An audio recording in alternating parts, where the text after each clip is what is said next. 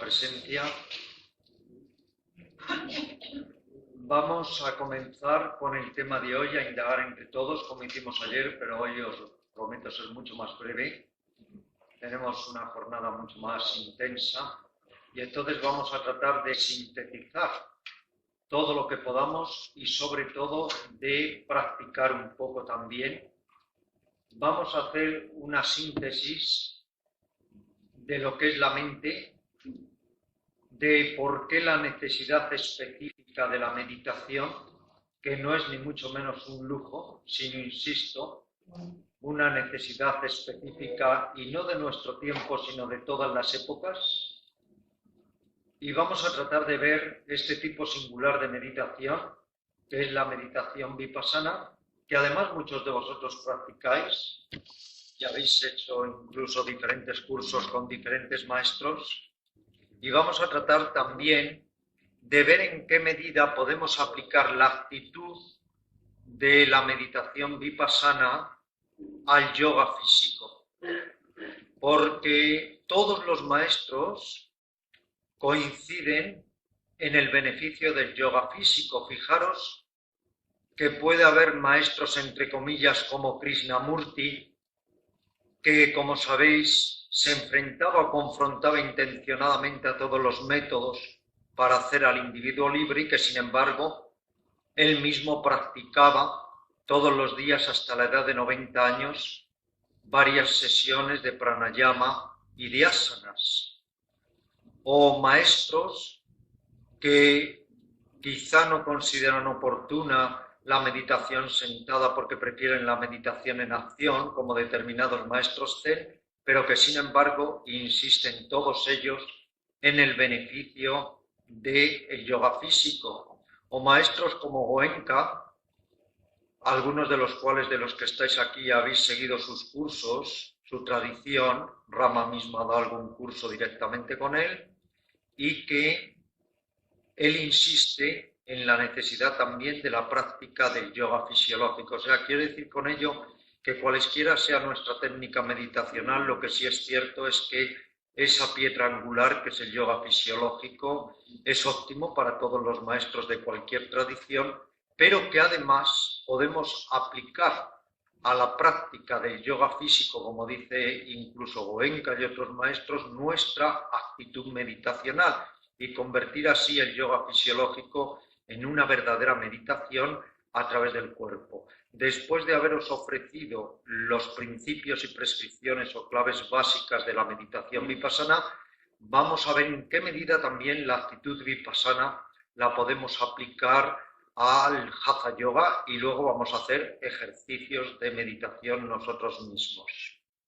El sermón más corto que yo creo se ha dado nunca en la historia de la humanidad lo dio una mañana al despuntar el sol Buda a un grupo de discípulos.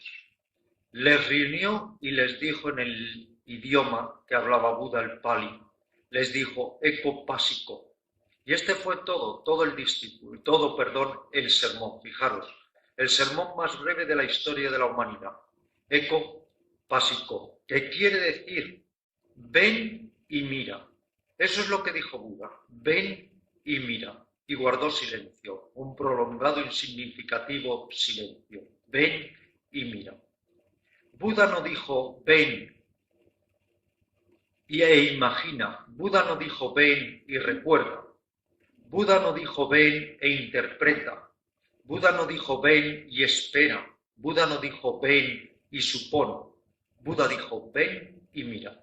Eso es vipassana. Ven y mira. Mira el hecho tal cual es, desde la pureza, desde la claridad de la mente. Mira el hecho tal como se desenvuelve de instante en instante, sin expectativas, sin memorias, sin ideas de futuro y sin ensoñaciones. Eko básico.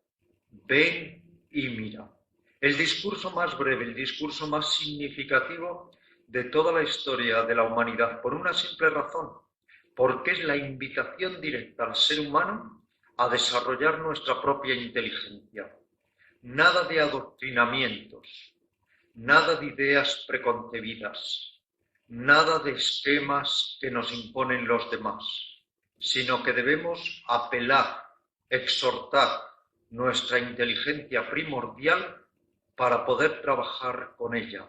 Debemos pulir, abrillantar nuestro elemento vigil para poder utilizarlo como una sagaz herramienta en la búsqueda de nuestro significado y significante existencia. La mente no puede ver las cosas como son. Buda dijo, ekopasiko, ven y mira. Pero dijo más en otros discursos posteriores. Dijo que mientras nosotros tenemos la mente tal cual es, no tenemos ni una posibilidad de aproximarnos a la realidad subyacente, que es la sabiduría, que es la paz y que es la superación de la ofuscación, el odio y todo aquello que empaña nuestra mente con apegos innumerables. ¿Cómo poder? Esta es la pregunta que os hago y me hago. ¿Cómo poder ver las cosas como son? ¿Cómo nosotros, que tenemos todos nuestros engramas cerebrales perturbados por memorias infinitas, podemos ver las cosas sin interpretarlas? Podemos ver las cosas tal cual son. Podemos penetrar a la realidad que está más allá de la realidad aparente y del barniz de los acontecimientos, pues solo vamos a poder hacerlo a través de un entrenamiento que nos permita ir purificando el inconsciente, que nos permita un drenaje de todo el fango del subconsciente y que nos permita, en suma, desarrollar un tipo especial de percepción que en lugar de falsear los acontecimientos se vuelva sabiduría. Solo cuando la percepción es muy clara, no interpreta, no falsea, no tiene actitudes egocéntricas o autorreferenciales, la percepción se vuelve sabiduría. ¿Por qué la meditación es necesaria? Porque ahora tenemos todos la mente tan atiborrada de cachivaches, de tendencias, de impresiones del pasado, de adoctrinamientos, de viejos modelos de conducta mental y de antiguos patrones, que con esta mente no podemos ver las cosas como son. Cada vez que nosotros observamos algo, cada vez que nosotros queremos apreciar algún acontecimiento, lo hacemos distorsionándolo con tres velos. El velo perceptivo, el velo reactivo y el velo interpretativo. Os explico. Cuando percibimos, no percibimos el hecho tal cual es. Es como la vieja analogía de las escrituras indias, que tropezamos con una cuerda, creemos que es una serpiente y nos sentimos espantados. Ese es el velo perceptivo. Nuestra percepción está totalmente distorsionada. El velo reactivo. Somos como orugas a las que estamos clavando alfileres y reaccionan. Constantemente todos estamos reaccionando. ¿Reaccionamos con apego o reaccionamos con odio? ¿Reaccionamos con avidez o reaccionamos con resentimiento? El velo reactivo nos impide ver también el hecho tal cual es. Y el tercer velo es el velo interpretativo de la fantasía. No vemos las cosas como son, vemos las cosas como tememos que puedan ser, vemos las cosas como nos gustarían que fuesen, vemos las cosas de acuerdo a todas nuestras actitudes egocéntricas. Estos tres velos son como densas pantallas que nos impiden ver el hecho y nos impiden crecer. Estos tres velos están frenando toda posibilidad de desarrollo ulterior. El Buda, que era un gran yogi, y todos los yogis de la historia de la humanidad nos dicen que tenemos que ejercitar la mente de tal manera que podamos ir superando, atravesando estos tres velos. A través de la atención, a través de la ecuanimidad, a través del recto esfuerzo, vamos poco a poco superando estos tres velos para poder ver las cosas como son. Pero además nuestra mente que es un pozo sin fondo, un verdadero pozo sin fondo, tiene muchos impedimentos u obstáculos que también hay que superar e ir poco a poco quemando en su propia raíz. Hay tres grupos de obstáculos que quiero rápidamente referiros. Buda les llamaba varnas, que quiere decir impedimentos, que quiere decir contaminaciones de la mente. El primer grupo de obstáculos son todas las ideas, son todas las opiniones, son todos los puntos de vista y adoctrinamientos. En una ocasión le preguntaron a Buda, ¿cuál es el peor de los apegos? ¿Cuál es el apego más peligroso? Y Buda repuso contundentemente, el apego a las ideas. Este primer grupo es el que se llama el grupo de las ideas, de los adoctrinamientos, y que es uno de los grandes impedimentos. El segundo grupo de impedimentos es el grupo de los tóxicos mentales, el grupo de los venenos emocionales, odio, celos, envidia, falta de caridad, tantos otros impedimentos emocionales que todos conocemos y que son esos estados emocionales negativos que mantienen anclada nuestra vieja personalidad y que nos impiden modificar el eje de la mente y obtener la visión de las cosas tal cual son. Y el tercer grupo de impedimentos es lo que en términos modernos occidentales llamaría el psicoanalista Lacan círculos sin cerrar, asignaturas pendientes, frustraciones, traumas, deseos incumplidos que nos han reprimido y que de alguna manera también se vuelven un obstáculo en nuestra evolución posterior. Tenemos con la meditación, pues, por un lado que ir penetrando los tres velos que impiden la visión tal cual es, y por otro lado, superando todos estos impedimentos o obstáculos que permitan ir poco a poco logrando que la percepción sea sabiduría.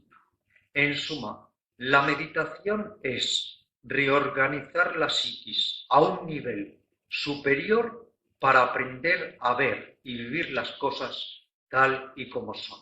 Meditación es una palabra que en su raíz latina es la misma que medicamento y que medicina, y quiere decir sanar, y quiere decir curar. ¿Qué tenemos que curar? Tenemos que curar todos estos impedimentos, todos estos obstáculos de la mente, y tenemos que curar también las tres raíces de lo perverso que hay en toda mente humana, que son la ofuscación, la avidez descontrolada y el odio en todas sus formas. ¿Cómo podemos curarnos? ¿Cómo podemos ir poco a poco reorganizando la mente a un nivel superior?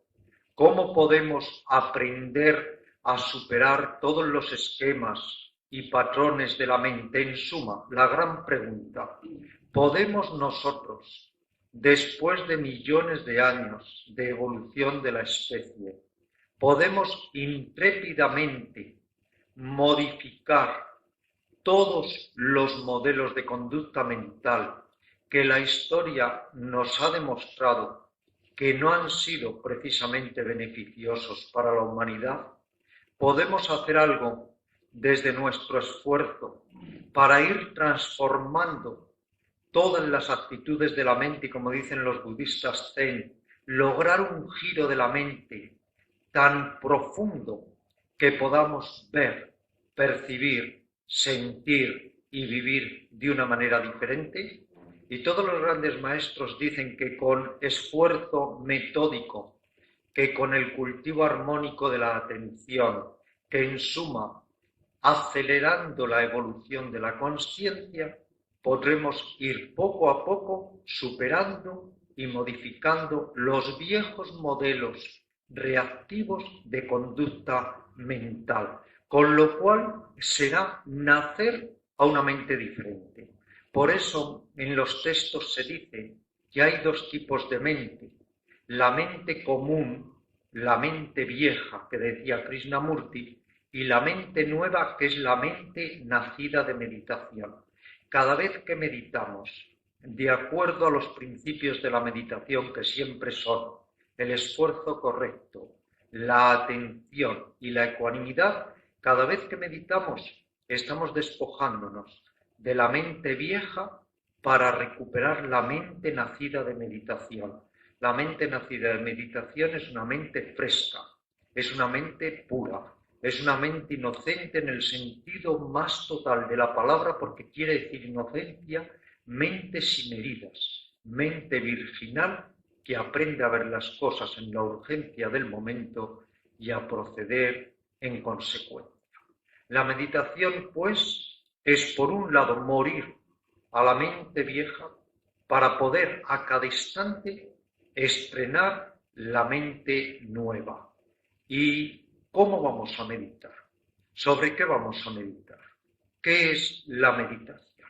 Ayer, a modo de conveniencia, os hacía una clasificación de técnicas de meditación que muy rápida y sustintamente os recuerdo.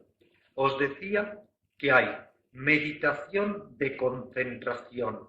Son ejercicios para absorber la mente e ir más allá de la mente. Meditación de visualización, donde recreamos toda una imaginería mental para desencadenar un sentimiento positivo. Meditación sobre mantras, fonemas místicos esotéricos para evocar, invocar y convocar una realidad de orden superior. Meditación analítica, donde sirviéndonos de la herramienta del pensamiento lúcido, entramos a analizar un tema en concreto. Y meditación en el ser, meditación de autoabsorción, donde tratamos de conectar con nuestro punto o ángulo de quietud. Y por último, meditación de percepción, meditación de captación de fenómenos tal cual son, observándolos sin reaccionar, sin juzgar, sin aprobar ni desaprobar, en suma, observándolos tal cual son. ¿Y cuáles son los objetos de meditación más próximos a nosotros? Claro que podemos meditar en una estrella, claro que podemos meditar en el fenómeno fluctuante de una ola que va y que viene, claro que podemos meditar en el aroma de una flor, pero lo más cercano a nosotros es nuestro cuerpo y nuestra mente. Con el cuerpo y con la mente vivimos, con el cuerpo y con la mente moriremos. Con el cuerpo y con la mente tenemos que manejarnos a cada momento y siempre estamos en nuestro cuerpo y en nuestra mente. Por eso la meditación perceptiva nos dice, si lo más cercano a ti, si lo más próximo es tu cuerpo y es tu mente, ¿por qué no meditar en lo más cercano, en tu cuerpo y en tu mente? ¿Qué es lo que define al cuerpo y a la mente? Procesos, procesos, procesos. Igual que por el cielo las nubes vienen y parten, en nuestro cuerpo y en nuestra mente hay procesos, procesos, procesos. Surgen, se desvanecen, surgen, se desvanecen. Este cuerpo es una verdadera llamarada de sensaciones. Ahora mismo miles de sensaciones surgen y se desvanecen a cada momento en tu cuerpo. Y esta mente es una verdadera riada de pensamientos, de ideas, de charloteos, de recuerdos y de proyectos. En suma, somos como una gran hoguera. A cada momento, procesos que vienen y procesos que parten, procesos que vienen y procesos que parten. Pues cuando nos convertimos en espectadores, reactivos, ecuánimes y atentos de estos procesos, ya estamos en la meditación vipassana. Vipassana quiere decir visión clara. Vipassana quiere decir visión penetrativa. Vipassana quiere decir visión profunda de las cosas tal cual son, más allá de un ego o de una personalidad. Vipassana quiere decir la visión que libera. Vipassana es el término que utilizaba Buda. Patanjali utiliza el término visión pura. y sólo en la medida en que seamos capaces de aprender a desidentificarnos de los procesos de nuestro cuerpo y de nuestra mente, empezaremos a desarrollar esta visión transpersonal, que es la visión pura o visión penetrativa que llamamos vipassana. Cuando hacemos meditación de percepción, nos limitamos a percibir. Surge una sensación, la percibimos y la dejamos pasar, sin interpretar, sin apropiarnos de ella, sin sentirla como propia. Surge y se desvanece como una burbuja cuando apunta el sol en sus primeros rayos al amanecer. Viene un pensamiento, lo observamos y lo dejamos pasar.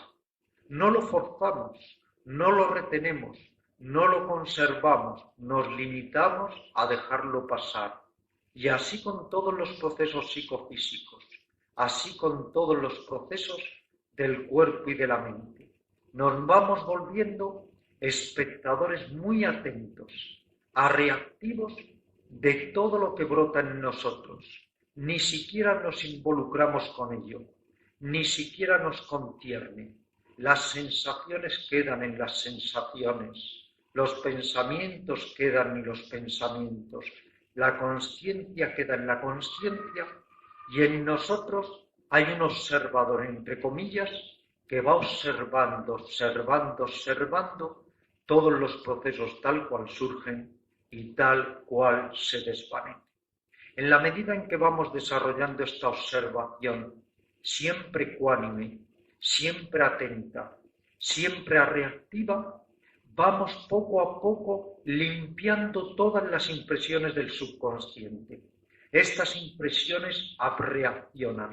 A veces lo hacen con dolores en el cuerpo, a veces lo hacen con tensiones en la mente o en el ánimo, pero si observamos sin reaccionar, es como abrir la vieja herida que ha cerrado mal y permitir que todo el pus salga, se limpie y se trene. En nuestro subconsciente hay millones de memorias, de códigos evolutivos, de códigos psicológicos, de traumas, de represiones, de frustraciones indigeridas e insuperadas. Todo ello tiene que ser drenado y todo ello va saliendo en la medida en que observamos sin reaccionar, Es igual que si está saliendo un clavo y no lo remachas. El clavo va saliendo por sí mismo y así miles, millones de clavos que hay en nuestro subconsciente van reaccionando y si no reaccionamos van poco a poco emergiendo y nos van liberando. La meditación así es un camino de purificación. Observando atentamente nos purificamos. Observando reactivamente este cuerpo, esta mente, estas emociones, vamos poco a poco logrando independizarnos de ellas y logramos poco a poco que no haya ningún sentimiento de ego, que no haya ningún sentimiento de posesividad de nosotros mismos. Esto es la experiencia profunda, inefable del suñata, el vacío, pero no el vacío entendido como los existencialistas lo entendían como un desierto anímico, sino el vacío pleno, el vacío luminoso que nos reporta paz profunda y bienestar. Hay una analogía en las escrituras indias que es muy interesante. En la rama de un árbol se ve a dos pájaros. Un pájaro está comiendo un fruto y el otro pájaro un poquito detrás está observando al pájaro que come. ¿Qué quiere decir esta analogía? Quiere decir que una parte de nosotros, que sería el pájaro que come, está siempre enredada en anhelos, en la vida cotidiana, en preocupaciones, en ocupaciones, en las sensaciones y emociones. Pero hay otra ave dentro de nosotros que puede observar al pájaro que se afana. Esa ave interna es la que tenemos que desarrollar es el testigo, es el espectador, entre comillas, porque está más allá del ego, que vamos desarrollando y desenvolviendo a través de esta meditación de percepción del cuerpo, la mente y todas las actividades psicofísicas. Para entender esta meditación hay que practicarla, que es lo que vamos a hacer enseguida. En esta meditación tenéis que tratar siempre de observar sin reaccionar. Aquí está todo el secreto. Aquí no se trata de buscar estados placenteros. Aquí no se trata de hallar estados de beatitud o de bienaventuranza, porque también estos estados son totalmente efímeros. Aquí no se trata de solo sentir paz, porque para sentir paz también nos pueden recetar un Valium y nos encontramos a gusto. Aquí se trata de ir mucho más allá. Por eso había un maestro que decía, esta meditación es perfecta, porque nada se le puede quitar y nada se le puede añadir. Simplemente es ver, ver, ver. A esta meditación los lamas tibetanos le denominan la sabiduría del espejo. Estudiad por unos momentos conmigo un espejo. El espejo, ¿qué hace? El espejo se limita a reflejar lo que está delante tal cual es. El espejo no dice, lo quiero conservar, me lo quiero quedar. El espejo no dice, lo quiero quitar, lo quiero apartar. El espejo no dice, me gusta, me aferro a ello, o me disgusta, lo detesto. Cuando el objeto sale fuera del campo del espejo, el espejo no lo persigue. El espejo no se siente triste porque se ha ido. La sabiduría espejada es la sabiduría que refleja las cosas tal cual son, sin palabras, sin ideas, sin interpretaciones y sin reacciones o filtros de ningún tipo. Cada vez que consigáis que la observación sea pura y reactiva, algo está cambiando en el cerebro, algo está cambiando en la mente. Estamos refrenando las viejas asociaciones de ideas y estamos en el camino de la verdadera purificación mental.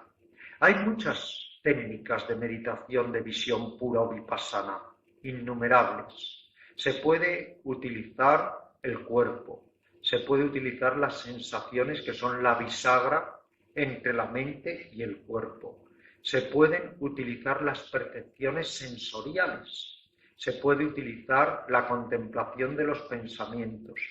Existen infinidad de temas para la meditación vipassana. A los que estéis interesados os recomiendo que leáis el Sutra, el Sermón de la Atención, que está editado en la editorial Edad, que es un librito muy pequeño pero excepcional. Fijaros si es excepcional que cuando en Oriente los budistas van a morir, algún deudo, algún pariente se sienta a su lado y le está recitando al oído este texto, Sutra o Sermón de la Atención, donde se nos dan todos los temas para esta meditación de percepción que ahora vamos a practicar un tiempo y que luego pasaremos al coloquio para que me hagáis todas las preguntas que queráis. Os voy a dar simplemente algunos requisitos para este tipo de meditación. Estos requisitos valen para todos los ejercicios que vamos a hacer. Luego os especificaré cada uno de los ejercicios. Se considera que como vamos a tratar de captar sensaciones también, se considera que la inmovilidad es muy importante. El dolor no solamente no es un enemigo en esta meditación, el dolor es un amigo, porque el dolor es una sensación que nos puede enseñar a sentir tal cual es el dolor sin interpretarlo, sin estar a favor ni en contra. Luego, el primer requisito en lo posible es mantener la inmovilidad el tiempo que podamos. Habrá entumecimientos, habrá dolores, habrá tensiones, no importa. Eso es material también para el sentir inafectado. El segundo requisito es la atención. Utilizamos el tipo de atención que se llama atención pura, que quiere decir la atención que no prejuzga, la atención que no analiza, la atención que se limita a captar el hecho tal cual es. Ese es el tipo de atención que vamos a utilizar. Y por último, ecuanimidad. ¿Qué es ecuanimidad? Ecuanimidad es firmeza de mente. Ecuanimidad es equilibrio mental. Ecuanimidad en la meditación quiere decir que no estás a favor ni en contra, que si viene lo placentero, es placentero, pero no te apegas. Si viene lo doloroso, es doloroso, pero no lo rechazas, no generas aversión. Te limitas a percibir, percibir, percibir. Así que el secreto de todos los ejercicios que vamos a hacer ahora de meditación es percibir sin reaccionar, percibir con ecuanimidad. Cada vez que te distraigas, toma conciencia de que te has distraído y vuelve enseguida al soporte de la meditación. Como hay numerosos temas, vamos a hacer hoy los más importantes, si te parece, al menos como una muestra de este tipo de meditación. Vamos a hacer atención a la postura corporal. Será el primer ejercicio que ahora os refiero. Luego haremos atención a la sensación táctil, ya empezamos a trabajar ahí con sensaciones también, atención a la sensación táctil de la respiración. Luego haremos atención a las sensaciones generales del cuerpo. Se puede hacer con el recorrido del cuerpo, pero hoy lo vamos a hacer de otra forma para no extendernos demasiado. Y luego vamos a hacer atención a los procesos de la mente, procesos psicomentales. Esta va a ser nuestra práctica. 4 ejercicios, 4 temas, pero los 4 de perceptividad o visión pura. Así que vamos a comenzar. Los ojos cerrados, salvo que alguien los prefiera entornados o semi-entornados o tenga sueño. Pero si no, para esta meditación lo mejor es los ojos cerrados.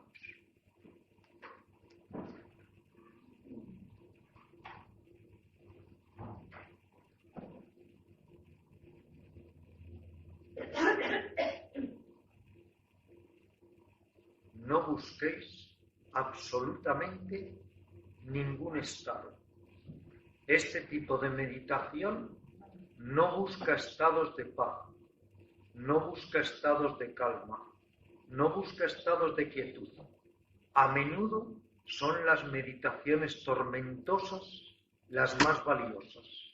A menudo cuando hay sufrimiento físico o mental en estas meditaciones, es lo mejor, porque es lo que hace que vayan cambiando nuestros modelos de conducta mental reactivos.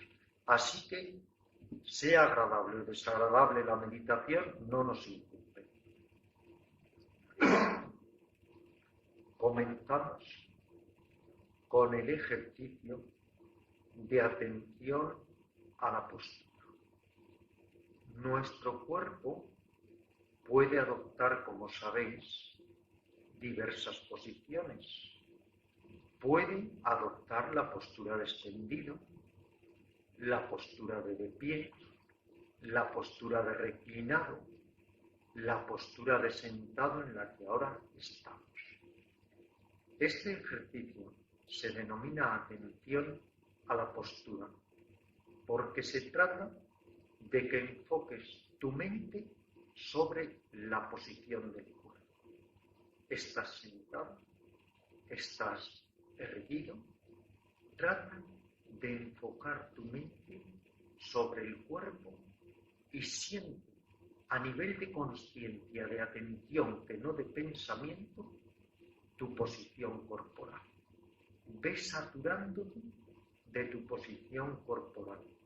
Desarrolla la plena conciencia inafectada de cómo te encuentras situado. Ve poco a poco sintiendo tu esquema corporal en esta posición de sentado. No juzgues, no analices, observa, siente. observa, siente, sin interpretar, sin estar a favor ni en contra. Observa impersonalmente, no te impliques. Siente cómo tu cuerpo está situado y cada vez que la mente se aleje, retrotráela una y otra vez para tomar conciencia de tu cuerpo. Poco a poco, tu esquema corporal se irá haciendo a nivel de sensación mucho más evidente. Mantén la mente bien sujeta, bien atada a la postura del cuerpo.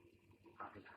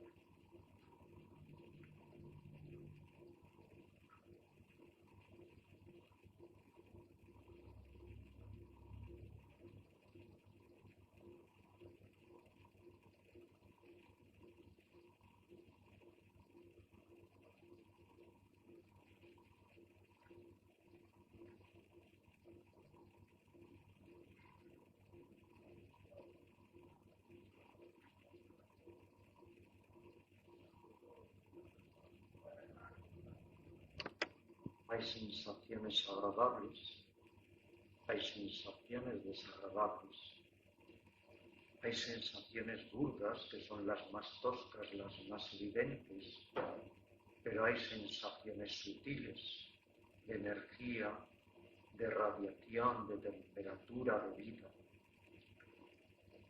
Hay muchas maneras de trabajar con las sensaciones en el cuerpo. Una de estas formas consiste en ir moviendo la atención por las distintas zonas del cuerpo. Otra consiste en ir eligiendo zonas e ir con la mente cavando hasta sentir en lo más profundo esa zona y sus sensaciones. Y otra manera, que es la que vamos hoy a utilizar, consiste simplemente en que estés muy atento, captando, anotando mentalmente, sintiendo sin reaccionar, sensaciones en tu cuerpo. Así que ahora de nuevo, abre la atención a todo tu cuerpo. No estés consciente ahora de la posición como tal. Ahora tienes que estar consciente, sintiendo sensaciones. Siente sensaciones en la espalda o en las nalgas, en el pecho, en el rostro. Trata de captar sensaciones, pero no apruebes, no desapruebes, no rechaces, observa, siente con ecuanimidad, siente sin juzgar, sin interpretar, sin reaccionar. Trata de captar sensaciones burdas, sensaciones sutiles. Estate pues muy atentamente en la percepción de las sensaciones tal cual son. Adelante.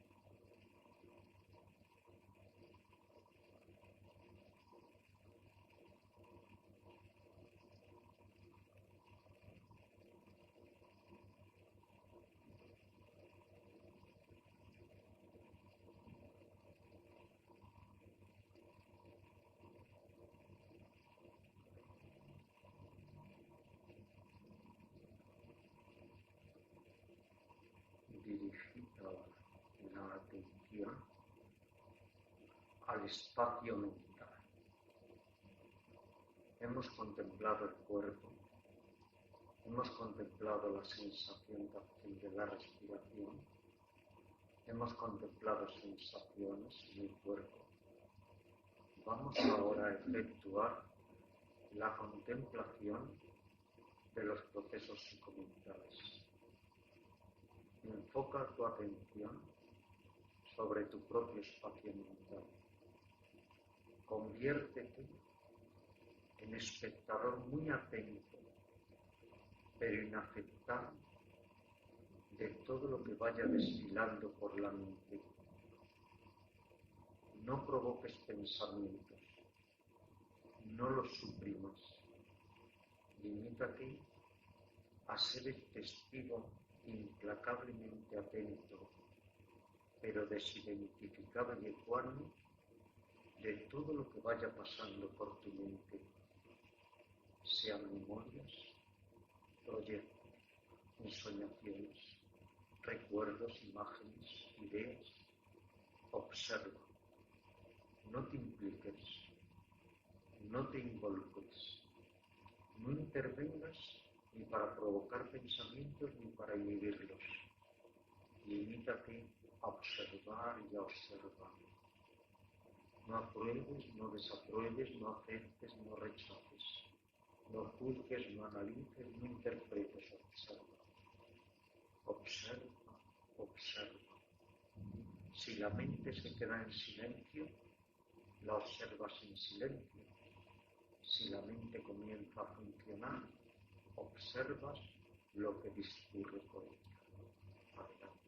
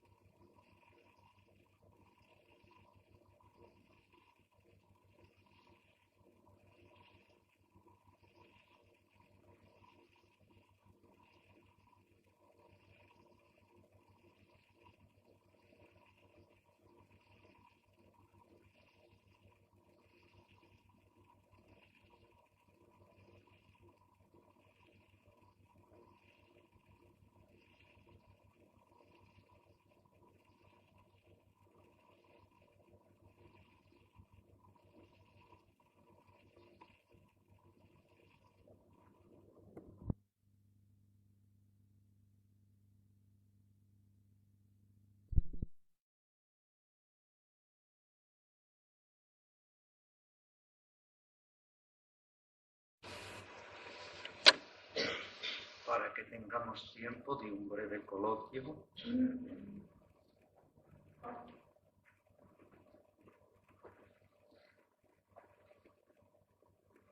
Antes de pasar al coloquio, dos cosas simplemente muy breves también. La primera de ellas, como os decía, cómo aplicar este tipo de meditación de percepción sin reacción al Hatha Yoga, al yoga físico. Sabéis que el yoga físico es también yoga mental porque es la meditación a través del cuerpo. Pues los maestros de Vipassana dicen que podemos aplicar esta actitud al yoga físico. ¿Qué querría decir? Pues que cuando estemos haciendo las posiciones podemos estar con la mente muy atenta sin reaccionar, tratando de observar, fijaros, el esquema corporal como tal en la postura misma, en el asana, las sensaciones que surjan y se desvanezcan de momento en momento y los procesos mentales que puedan aflorar al espacio mental. O sea, que podemos convertir la postura misma en soporte meditacional y desarrollar 3 o 4 contemplaciones. La contemplación de la postura misma, la contemplación de la respiración, la contemplación de las sensaciones y la contemplación de los pensamientos, con lo cual estaríamos utilizando meditacionalmente nuestra estructura psicosomática para aprovechar y que el Hatha Yoga tenga implicaciones no solo fisiológicas, energéticas, sino también de gran alcance psicomental.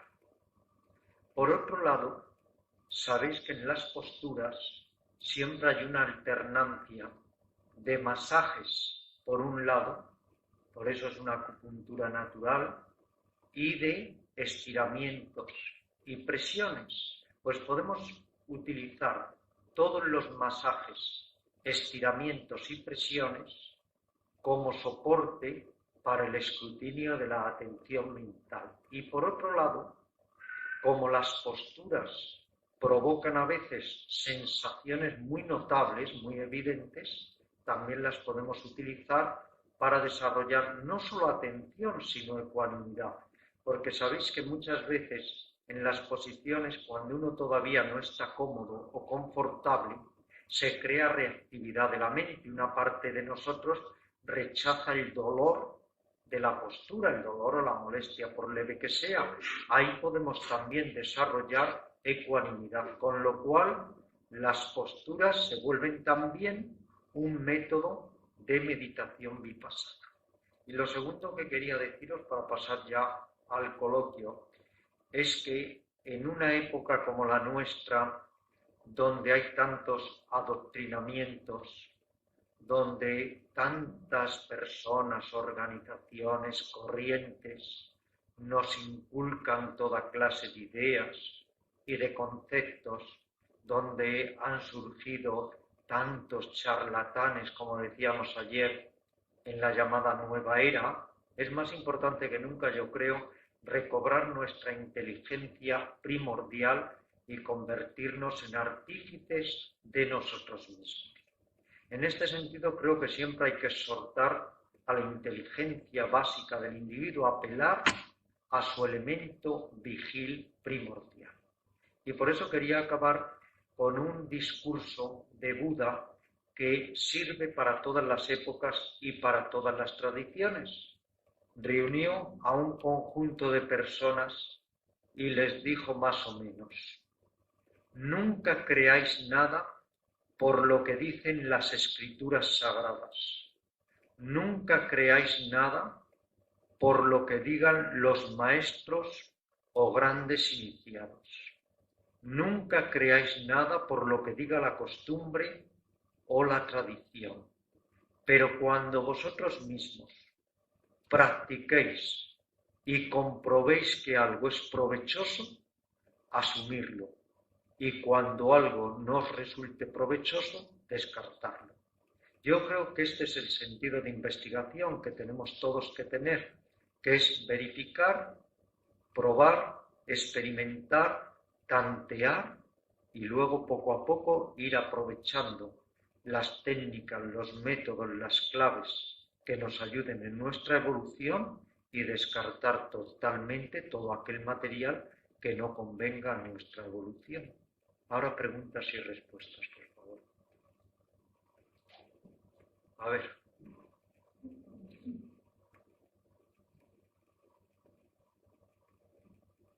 ¿Alguna pregunta? Sí, bienvenido.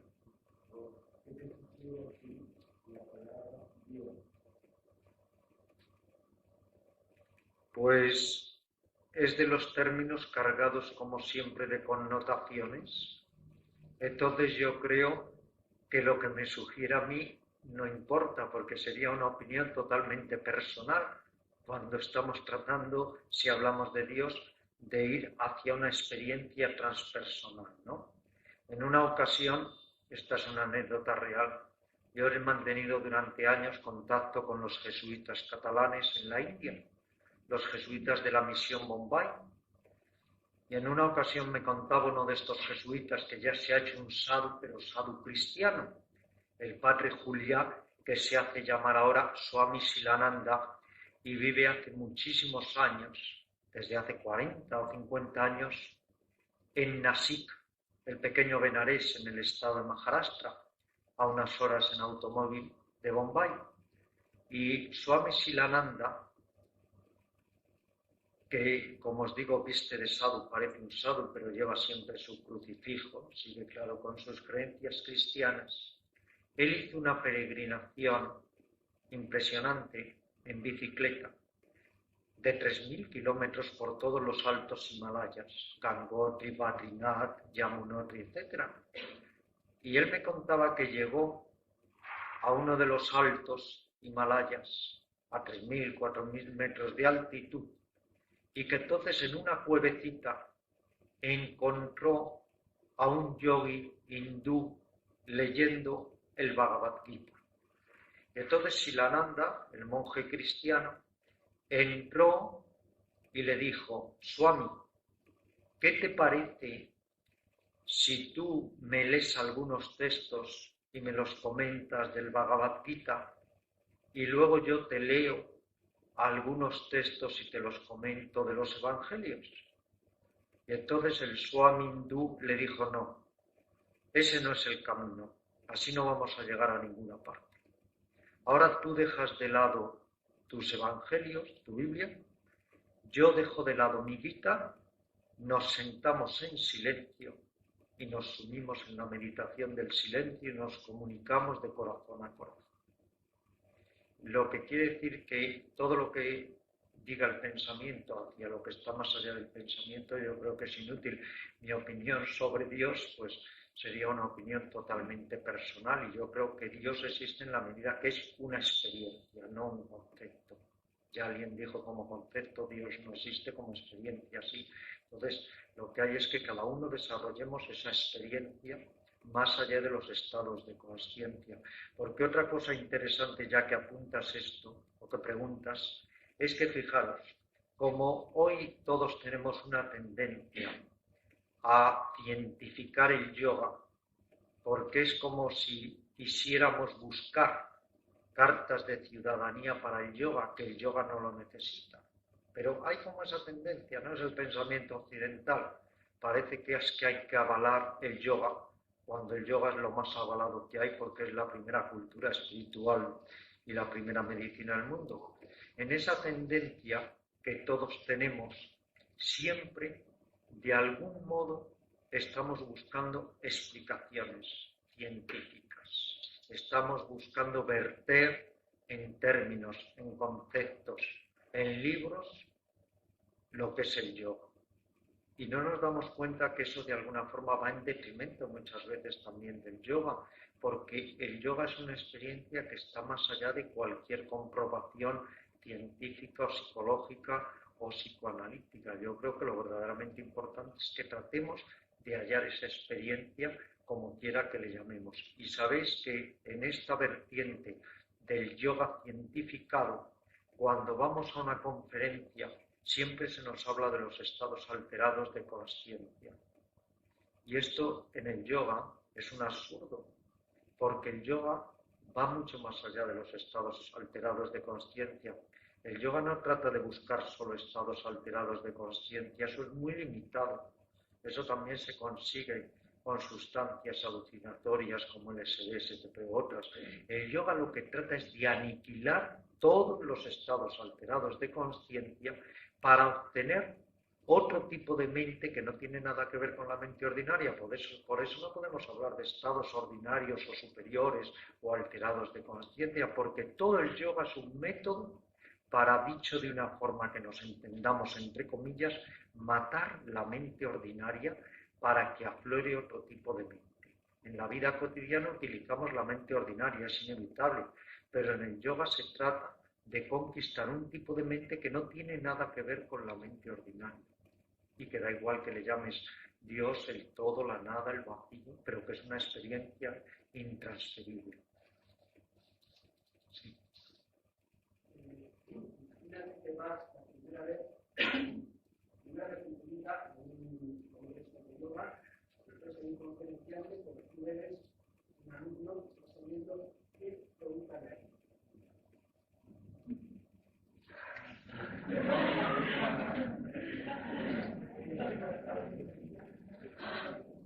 Pues le haría una pregunta que yo creo que es muy manida y que es curiosamente la que yo más he hecho a lo largo de todos los congresos, de todos los maestros que he entrevistado y que he repetido incesantemente. como todos los que tenemos inquietudes o insatisfacciones profundas o no nos sentimos completos, tenemos, como decíamos ayer, esa añoranza amorosa de volver a la fuente o de completarnos. Y como siempre, esa fuente la hemos llamado sabiduría. La pregunta que yo personalmente siempre he formulado al Dalai Lama, a todos los altos lamas, maestros, etcétera, es ¿qué es sabiduría? Igual que me imagino que un alquimista, cuando iba en el medioevo buscando fórmulas alquímicas, siempre preguntaba a los maestros de alquimia, ¿qué es la piedra filosofal? Pues yo la pregunta que siempre he formulado es ¿qué es sabiduría? Y entonces te contesto, tú me puedes dar conocimiento y yo te puedo dar conocimiento. Tú me puedes trasvasar información, ideas, y yo a ti también te puedo dar información. La información, el saber libresco, las ideas, son como una moneda que todos nos queremos desprender de ellas, como cuando tienes un billete falso y lo quieres soltar lo antes posible. En cambio, la sabiduría no nos la podemos dar. Por eso todos estos maestros que dicen, yo tomo las riendas de tu evolución, yo soy tu jaqueca, tú déjate, yo soy tu jaqueca, yo evoluciono por ti, te transmito tu evolución, yo soy tu luz, yo te doy el conocimiento supremo, todo eso es absolutamente falaz. Todo eso forma parte de un libro que va a escribir Madana, que se llama Las 100 artimañas del gurú falso. ¿Verdad? Pero la sabiduría es intransferible. Te pueden dar herramientas, claves, métodos, conocimientos para que tú poco a poco desarrolles tu sabiduría.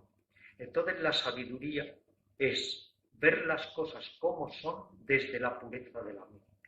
Pero naturalmente esto también son palabras. Por eso la sabiduría es una experiencia. Y es una experiencia que deviene en la medida en que vamos saltando más allá de las rígidas estructuras de nuestro ego. En la medida, en suma, en que ya que hemos hablado hoy de la vía de purificación de Buda, vamos purificándonos. Que purificando quiere decir que hay que quitar todos los filtros, todos los lastres de la mente para poder ver las cosas como son. Todo lo que nosotros estamos viendo simplemente es un juego de luces y de sombras, proyecciones, reacciones, interpretaciones, pero no vemos la cosa tal cual es, empezando por nosotros, porque hay un ejercicio muy interesante en el yoga que no hemos tenido tiempo de hacer estos días, que es el ejercicio del despojamiento, que es que uno se va despojando como capa tras capa, lo que llaman los vedantines las vainas o envolturas, ir más allá del cuerpo, ir más allá de la respiración, ir más allá de la mente, etcétera, hasta experimentar tu simple y desnuda sensación de ser, y ahí seguir profundizando y profundizando. Entonces, las palabras sabéis que son como prostitutas, que en realidad pues hacen de todo y se van con todo el mundo, y por eso las palabras son tan limitadas, y por eso yo creo muy poco en las palabras. Abro todos los días mucho en el centro de yoga, pero la verdad es que creo muy poco en las palabras.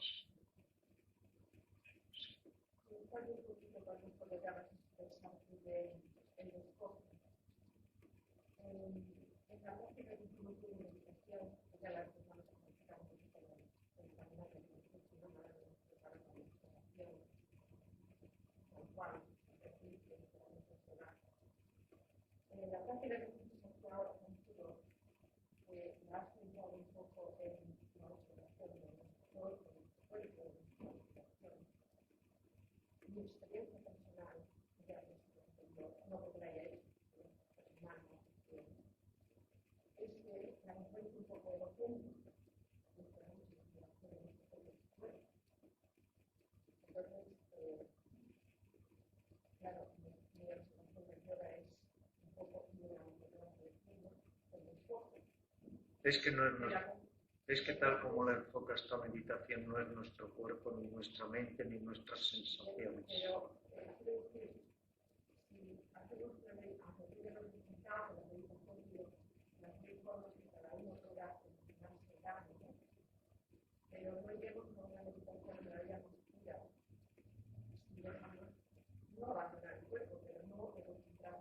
Es que no, insisto, a la observación de la naturaleza o no solo la naturaleza, de las múltiples cosas que pueden existir para que realmente se den los ojos. Insisto, es que no es una meditación egocéntrica, es todo lo contrario. Es la meditación menos egocéntrica que hay. Aquí hay varias personas que han hecho esta meditación en cursos muy intensivos. Señalaba antes a Rama, pero está también Enrique, Carlos, Sandra, en fin, hay mucha gente que ha hecho aquí este tipo de meditación. Si precisamente os decía, dejar las sensaciones en las sensaciones, el cuerpo en el cuerpo, los pensamientos en el pensamiento, etcétera, es porque ni siquiera, en último lugar, hay un observador. Cuando uno empieza a hacer este tipo de ejercicios, uno cree que hay un ego, que hay un observador que está observando. Cuando vas profundizando en este tipo de ejercicios, te das cuenta que la sensación no tiene propietario, que la emoción no tiene propietario, que el cuerpo no tiene propietario, que todo simplemente son fenómenos, sin sustancia, sin ego, sin propietario. Luego no hay nada menos egocéntrico, es llegar a sentir constantemente tu propia vacuidad que se diluye, surge y se desvanece a cada momento y te cambian totalmente las estructuras del ego, porque ya no dices mi sensación, ya no dices mi pierna que me duele, mi mente, mi tedio, mi odio, simplemente es. Por eso llegó Ramana Maharshi, como sabéis, cuando en los últimos años de su vida tuvo un cáncer, un nódulo cancerígeno en el brazo, nunca perdió la semisonrisa y cada vez que le decían, ¿te duele? Él decía, duele, duele. Nunca dijo me duele, duele, despersonalizando totalmente el cuerpo, la mente, las emociones. De hecho, es una meditación muy difícil porque no tiene agarres, porque todos queremos agarrarnos. Eso es lo que queremos todos, el agarrar, el aferrar, la naturaleza, el sentido de posesividad, de trascendencia, de Dios. Y esta es la meditación que lleva más lejos, por eso es la meditación de la universidad. De lo que ejercitamos y practicamos es de lo que más podemos experimentar. Y si experimentamos o ejercitamos y meditamos entrando demasiado en nuestro cuerpo, no olvidaremos del ejercitamiento, de la autocontemplación que nos lleva más a esto. Es una que, pregunta, sí, pregunto porque... Insisto, hay muchos temas de meditación, como sabemos, en esta misma meditación hay 40 y tantos temas. Hemos tenido que trabajar muy sustintamente. Fijaros que los que han hecho un curso de 11 días, de un mes, de 3 meses que se hacen, se pasan durante 3 meses solo captando sensaciones. Entonces, lo que quiero decir con ello, que esto es un botón de muestra de lo que es esta meditación. Toda meditación trata de pasar, sobrepasar la naturaleza ordinaria de la mente. En suma, desmantelar la burocracia del ego. Todas las meditaciones, da igual las meditaciones de las nadas de San Juan de la Cruz, que meditación en el yo soy o en el ser u otras, todas. Este es un tipo de meditación que no es para todo el mundo. ¿Por qué? Porque cada persona tiene, de acuerdo con su naturaleza, que practicar un método meditacional. Ahora, tampoco es una meditación solamente para gnósticos, como muchas personas piensan, en absoluto. Todos los jesuitas que os hablaba en la India, y benedictinos, y monjas, han hecho estos cursos de meditación, porque luego cada uno tiene su idea religiosa o espiritual. Ahora, unas personas se sentirán proclives a este tipo de meditación, otras a la meditación de chakras que hicimos ayer, otras a la meditación de fundirse con la naturaleza. Por eso, afortunadamente, hay tantas formas de meditación, pero lo que es indudable es que lo más cercano a nosotros es el cuerpo y es la mente. Y eso nadie nos lo puede negar. Y tú puedes dormir todas las noches con 100 personas, pero tú te duermes con tu mente y te duermes con tu cuerpo, y te despiertas con tu mente y te despiertas con tu cuerpo. Y cuando estemos un día, lamentablemente, agonizando, ahí solo vas a tener una cosa, la densidad y la pesadumbre de tu cuerpo y de lo que hayas hecho con tu mente. Y como el cuerpo y la mente son consustanciales inherentes a nosotros, el trabajo sobre estas técnicas es muy importante, porque te enseña además a relacionarte con lo que es tu cuerpo y tu mente y no perderte muchas veces en abstracciones como los escolásticos cristianos de cuántos ángeles caben en la punta de un alfiler. El problema muchas veces de otras técnicas de meditación es la imaginación. Hay que tener mucho cuidado con la imaginación, porque todos tenemos un gran pensamiento ya paranoide, esquizoide, todos. Y claro, si encima te pones a hacer meditaciones alucinatorias, pues si una persona no está muy centrada, es mucho más grave. En cambio, en este tipo de meditaciones hay lo que hay.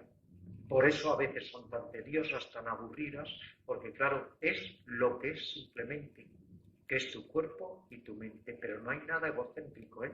Lo saben muy bien los que han practicado al revés. Te produce a veces esta meditación muchos estados de angustia porque se va disolviendo el ego, porque llega un momento en que te das cuenta que hay un cuerpo, hay una mente, simplemente que operan y funcionan por la dinámica de la vida existencial o fenoménica y que no hay tal cosa como algo concreto que llamemos un ego. Y esta experiencia se llama vanga, disolución, y algunas personas la viven con auténtico terror porque todos no tienen en ese momento un ego al que aferrarse precisamente. Ahora, repito, cada persona que elija, claro, la vía meditacional que quiera. Además, unas no tienen por qué excluir a las otras. ¿Alguna pregunta? Por más? Sí, gracias.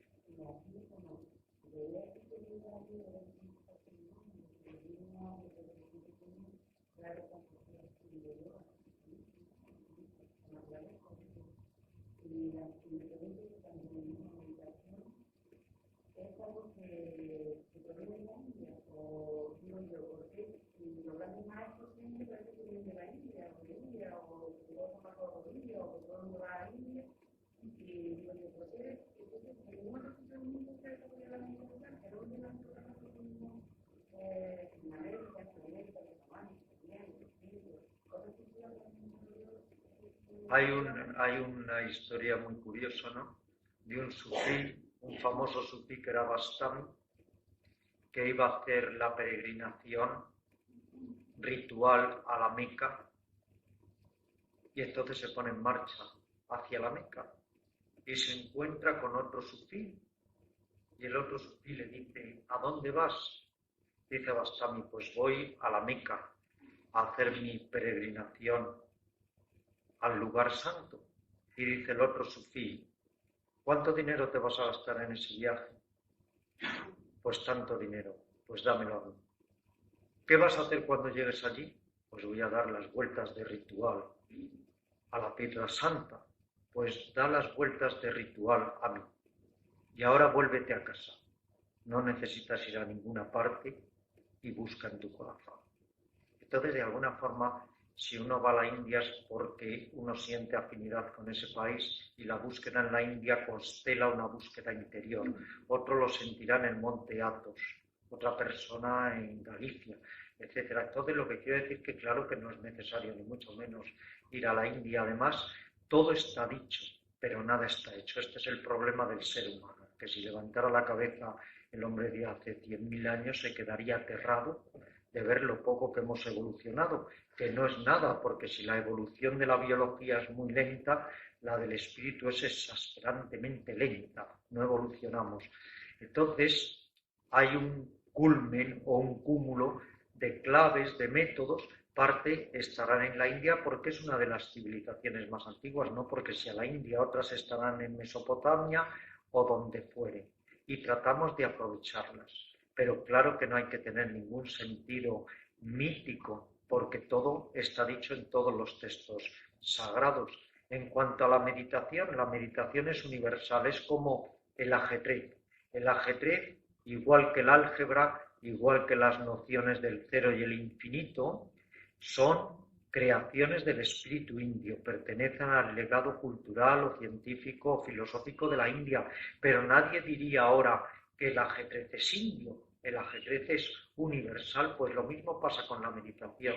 Y además la meditación, la búsqueda interior, ha surgido en todas las épocas y en todas las latitudes. Hay un libro muy interesante de Huxley, de Aldous Huxley, que se llama La filosofía perenne, donde él explica y va exponiendo textos de todos los grandes seres espirituales en todas las épocas y en todas las latitudes. Luego, efectivamente, hay que quitar esos mitos de que hay que viajar o no a la India. Cada uno viajará allí donde crea que tiene algo que aprender, claro. Pero que es universal el yoga, por supuesto, y la meditación y la búsqueda interior. Y además, como ayer apuntábamos, hay analogías del yoga en infinidad de sistemas. La escuela pitagórica, Pitágoras era estrictamente vegetariano, creía en la transmigración de las almas y daba ejercicios como de yoga a sus discípulos. Todos los gnósticos, la corriente cristiana esotérica, también utilizaba el yoga. Los monjes esicastas del monte Athos utilizan posturas de yoga, ejercicios respiratorios especiales para la oración. O sea, que quiero decir que es un conocimiento que ha permeado o calado en toda la humanidad. ¿Alguna otra pregunta, por favor? Sí.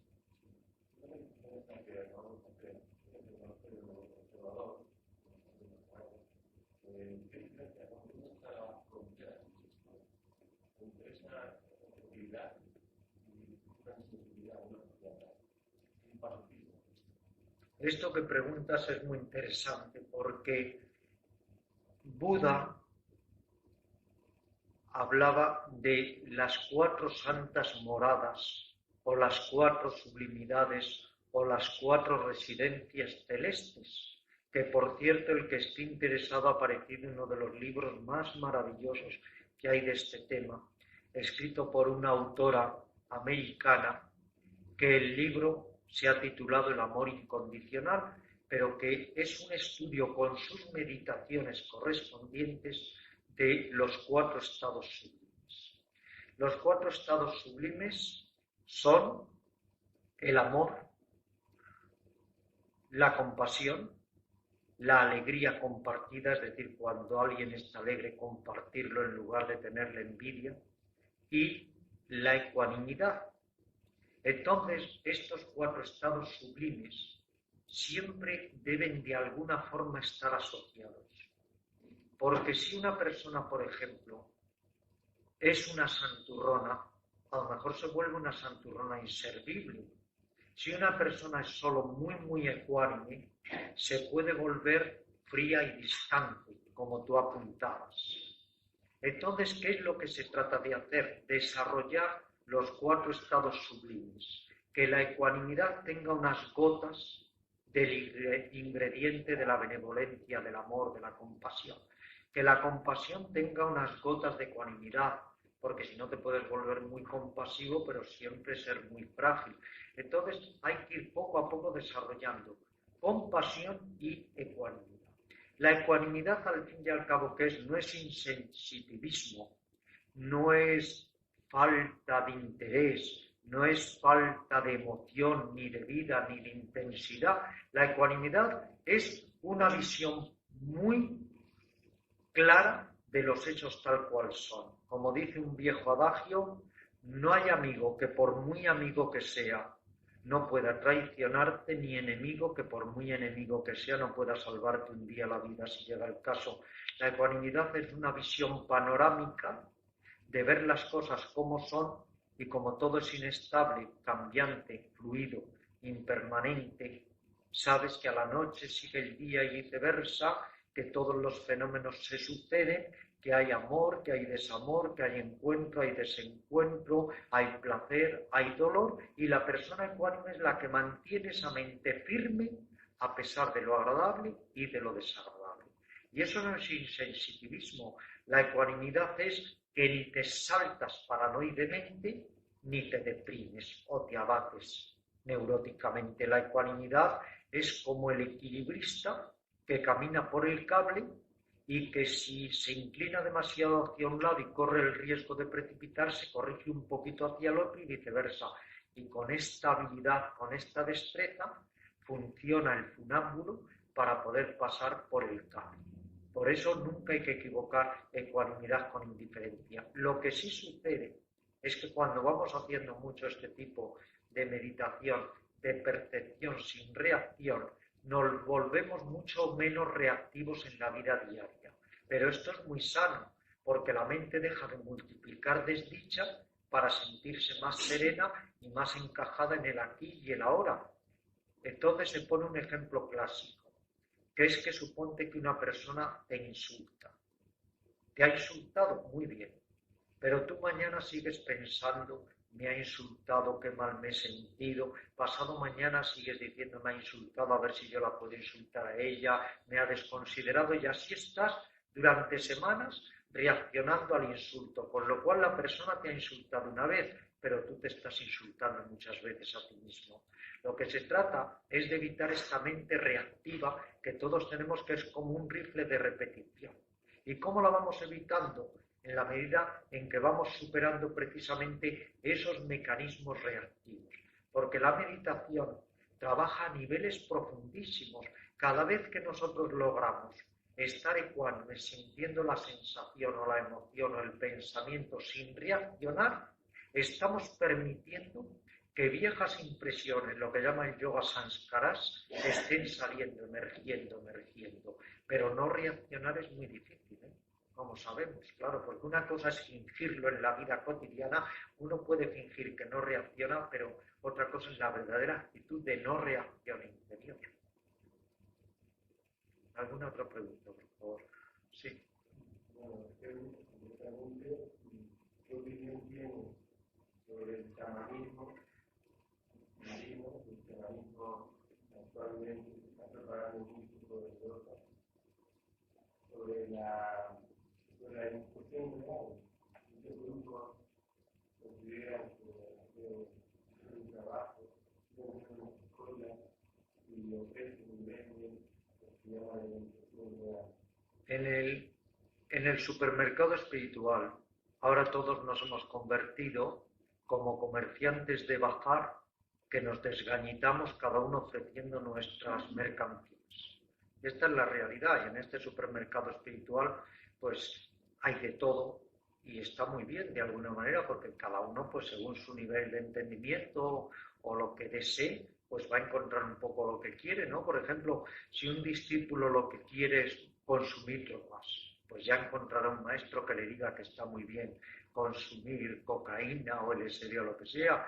Otro discípulo encontrará otro maestro, en fin, hay de todo. Yo lo que siempre digo es que la naturaleza nos ha dado una función preciosísima que se llama discernimiento, que quiere decir la capacidad de distinguir, la capacidad de discriminar, la capacidad de poder poner a prueba a un maestro, una organización, un sistema, y que lo que debemos en cierto modo es adiestrar este discernimiento para luego cada uno tomar aquello que le convenga, y que de nada sirve estar vertiendo opiniones unos sobre otros o contra otros, sino que cada discípulo, cada buscador debe hallar aquello que le convenga e ir tanteando. Desde luego es una tortuosa búsqueda o una sinuosa búsqueda la del ser. Y muchas veces uno se equivoca o tiene que probar infinidad de técnicas o sistemas hasta encontrar el que se aviene con uno. Es como el que busca pues un anillo que se avenga bien con su dedo. Yo creo que en una ocasión yo le pregunté a un maestro, ¿esto vale? Hablándole de una técnica que no viene ahora al caso, y él dijo, si te vale, vale. Si te vale, vale. Ahora, en la medida en que uno va cambiando niveles luego de percepción o de entendimiento, pues a lo mejor vas despojándote de unas cosas y vas tomando otras. Ahora, lo más grave es ser un diletante, eso sí, de estos temas. Eso es muy grave. Que es que llega un momento que en lugar de charlotear de fútbol, como hace el 90% del país masculino, claro, las mujeres tenían mucho mejor gusto, pues llega un momento que uno pues charlotea de maestros, de yogis, de sistemas, como se charlotea de fútbol. Eso es terrible porque te vuelves un diletante. Entonces, por eso es muy importante coger una práctica y seguirla. Y como estoy ansioso ahora mismo de practicar con Rama, ya os dejo. Gracias.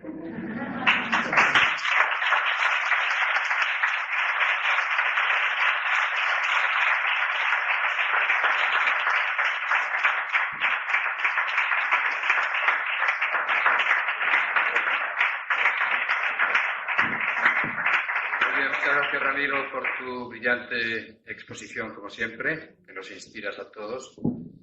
Y ahora en 5 minutos, pues vamos a hacer la práctica y la presentación de Rama y de Ashtanga Vinyasa. O sea que 5 minutitos para estirar las piernas, ya que el tiempo nos vuela, ¿verdad?